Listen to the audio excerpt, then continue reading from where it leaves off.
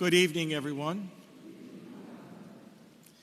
We are in the midst of the great 50 days of Easter, and so once again we remind ourselves where we're at in terms of our collective spirituality. We're celebrating the great story of Jesus' death and resurrection. And on the fourth Sunday in the Easter season every year, the church puts before us a gospel passage which talks about Jesus being a shepherd.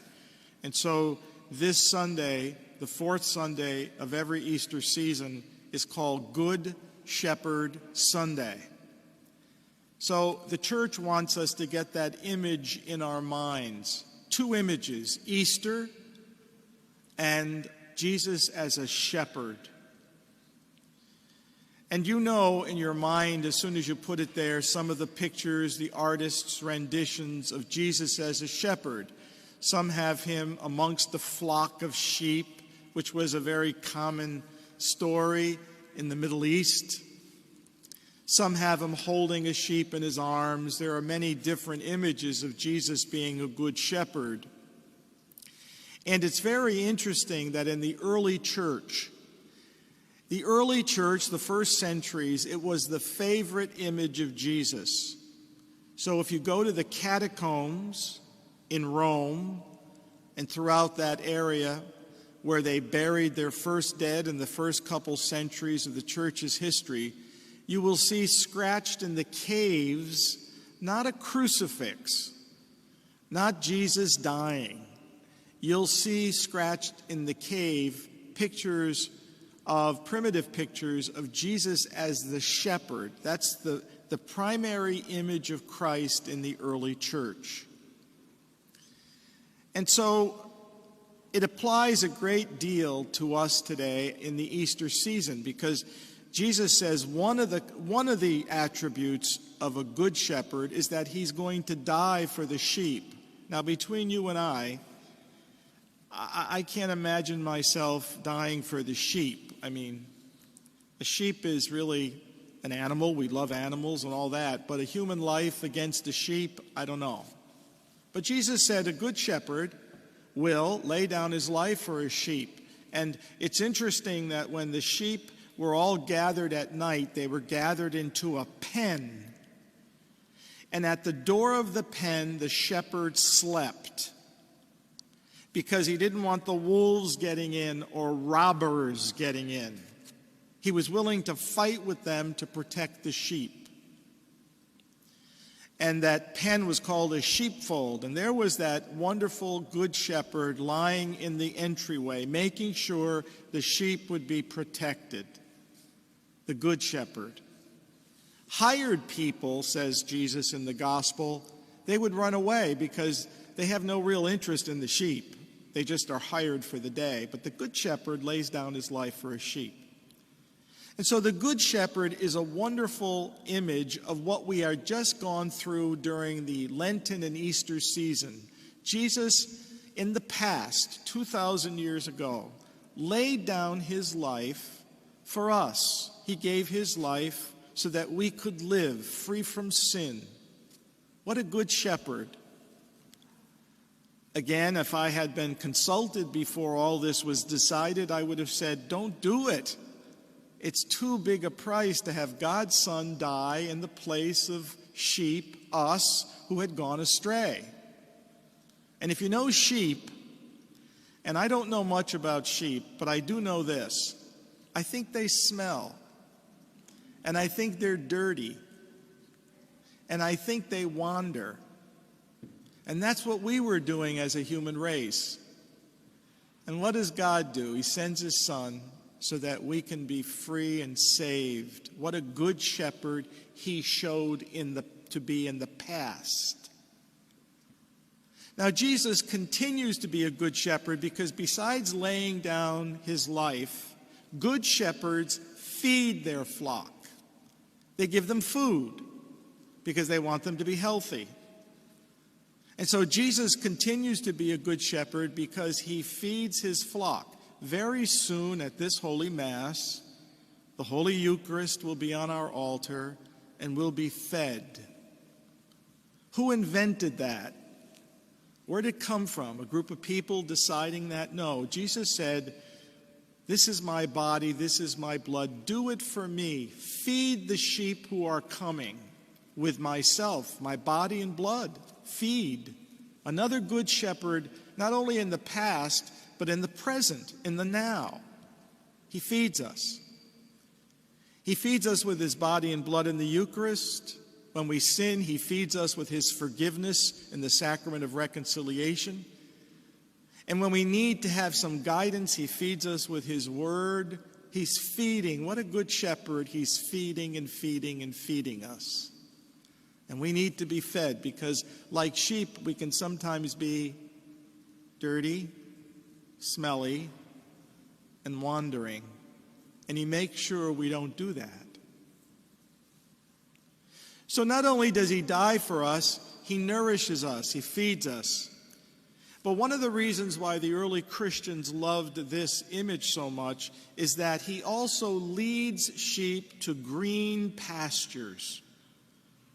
He takes the sheep and he knows where the green pastures are, and to feed them even more, he leads them, he guides them so that they're in green pastures, eating and enjoying. So the early church believed that this image was a great image of Jesus leading us through this life to the life to come, to the life of blessedness and resurrection. So he's a good shepherd in the past. He died for us. He's a good shepherd in the now because he's feeding us. And he's a good shepherd in the future because he's leading you and me right here, our destination. He's leading us week by week, hour by hour, to the blessed land to come. What a good shepherd. And so today we think about the goodness of God in this shepherd. Now today the church has asked priests to also bring before our congregations our need for good shepherds as priests. Because Jesus gave that shepherding, his people still need shepherds, physical shepherds, shepherds to do the work that he's entrusted to us, and we know those are priests. A lot of shepherding today is done by deacons, and a lot of shepherding is done by lay people today. It's not all the priest, but the priest has the life commitment to lead and to be a shepherd. So does a deacon. Lay people, many of them do it for life, but they're not commanded to do it for life. But there's a lot of shepherding going on here amongst not just me, but countless people who want to get us all to heaven, get fed. But today the church says, pray that we need more priests. Pray for priests. And don't pray for just priests. Pray for good shepherds. A lot of people want to be priests. And that's all well and good. And no priest is a perfect man. But some people can't live the office for the rest of their lives. Some people, I suppose there are a few who don't understand what the role is. They think it's a role of honor. They think it's a role of prestige. And it's a life of shepherding and service. And so those people aren't really called. But today we're supposed to pray for good shepherds. And you know, for those of us at this time in history, we have had a terrible experience of bad shepherding. We don't have to go through it, but it's my belief that it's still on the minds of everybody underneath. Whenever you talk about priesthood, whenever you talk about your parish, there's always this kind of cloud these days of remembering priests who have failed, some miserably, some through weakness. And so we look at them, and again, depending on each situation, our prayer is always that all of that be taken care of and as a thing of the past. We have to pray for good shepherds. We're not getting as many as we need. In our diocese, thanks be to God, we'll have 5 very fine men ordained in June, one of whom you know, Matthew Duclos. And Matthew is studying in Rome. He'll be ordained in June. He'll say a special Mass here on July 4th for us. And we're lucky, but I was talking this morning to a deacon from the Springfield Diocese near us. He was here for a funeral and is a friend of mine. And he said that they don't have anybody studying for the priesthood for the next 4 years for the Diocese of Springfield. That means they'll get no new priests.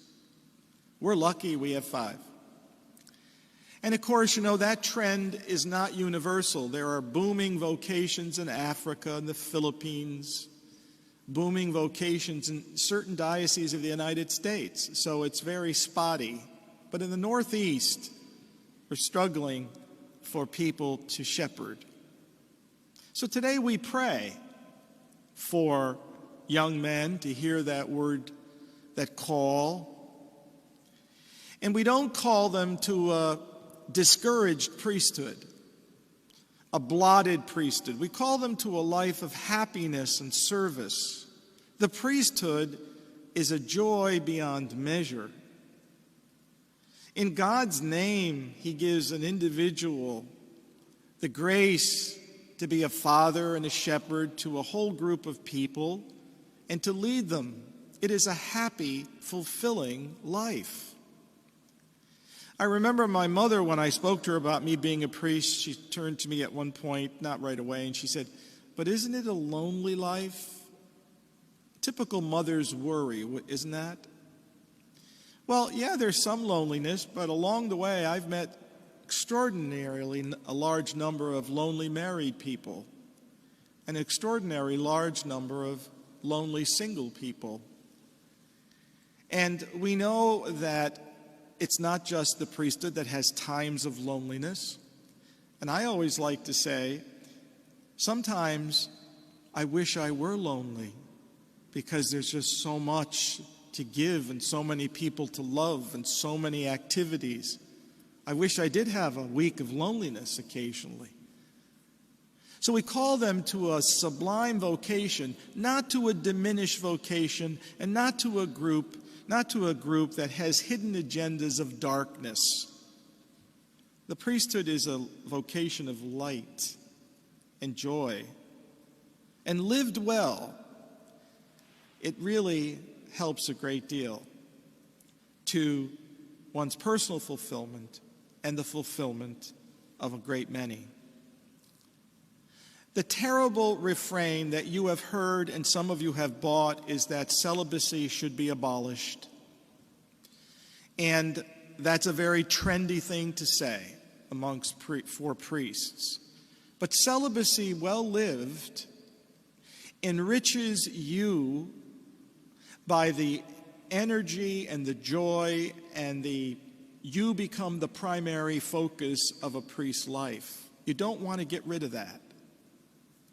Not that there are great men and women serving in ministry who are not celibate, but celibacy is a gift to you. Don't play it down. Don't join the refrain, "If only we had married priests." It's not true. It's popular to say, but it's not true. You don't want that. You want celibate men who have you as their primary focus. Today we have a treat for you after communion. That's why the television is there. And I'm not going to tell you what the treat is, which means those of you who leave Mass early, you're going to miss it. So don't leave Mass early. It's a treat today for you after Holy Communion. Today's a day, too, where we have to really recognize the people who are like the Good Shepherd who lay down their life for others. This pandemic, as awful as it has been, has also shown us the enormous self-sacrificial life of first responders, doctors, nurses, caregivers. They've gone above and beyond the call of duty. Just like the Good Shepherd, they're willing to lay down their lives, and many of them have. Today's a good day to honor those who have done such. those who are firefighters and policemen, those who serve in our military, all of whom are willing to lay down their lives for sheep. And so we honor them and pray for them today. But we also need to keep in mind right now the church does need priests, and we got to pray every day and encourage our sons and daughters for religious life. We are not talking about a lonely, diminished, discouraged group that they have to aspire to. We're talking to young people and putting out to them one of the most glorious vocations that God has put amongst us, to serve Him, the Good Shepherd, and to be present not only to a small family, but to love a big family such as yourselves. I ask you to please stand now for our creed.